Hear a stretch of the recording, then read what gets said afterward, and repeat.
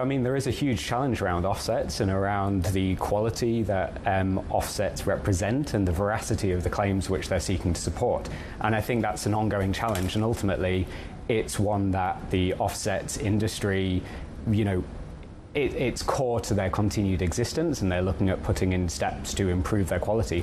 But I don't think it's something that we will get away from until what is currently an unregulated industry is really seen as critical for the decarbonisation challenge which we face, and regulation adopted to actually ensure that there's a baseline quality for all offsets, whilst enabling innovative projects to still be developed. That's such a rabbit hole. I don't even know where to start almost. Okay. Let me take on the more hawkish view on how on earth would you regulate an industry or a process? Yeah, no, whatever. Either way, regulate it when US corporates won't sign up to a European version, Chinese corporates won't sign up to a European version, and it's all kind of regional disparities and industry disparities as well, when the chance of getting a global regulation on this, I think, is zero at the moment.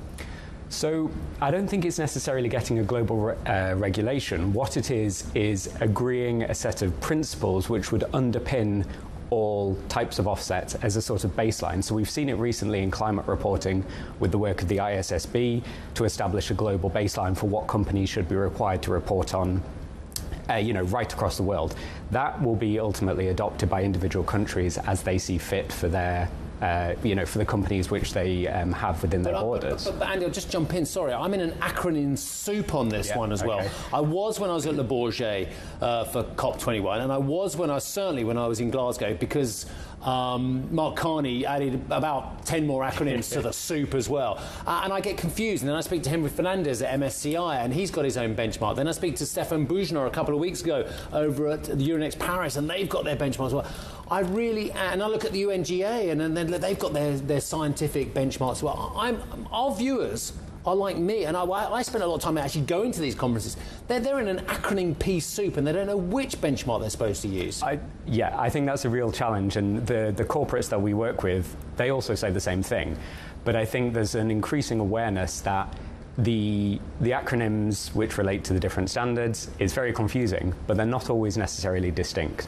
So there's a lot of overlap between what one standard is requesting, which is actually quite beneficial for particularly multinational companies who are reporting against one standard. It's actually getting them a long way towards reporting against another, so it's not necessarily as confusing. Fair enough. That's a valuable. Okay, so let me just, I'm in my rabbit hole now. I'm just veering left into a different tunnel now, because carbon offsets, it's not perfect. If I was a company, it would be great if I was net zero or net positive as well. But it's not possible for a lot of industrial processes. So hence they're relying on the carbon offset market.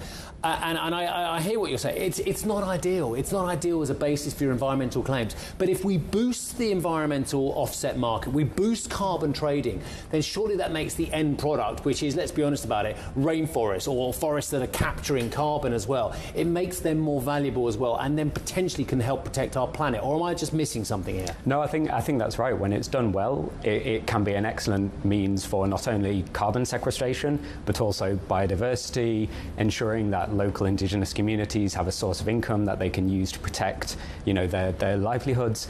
It's when it's not done well that it weakens the positives that can come out of offsetting. Hi, I'm Joanna Bersecci, and thank you for watching. You can check out more of our videos by clicking on the boxes on the screen. And don't forget to subscribe to our channel for more from CNBC International. Thank you for watching.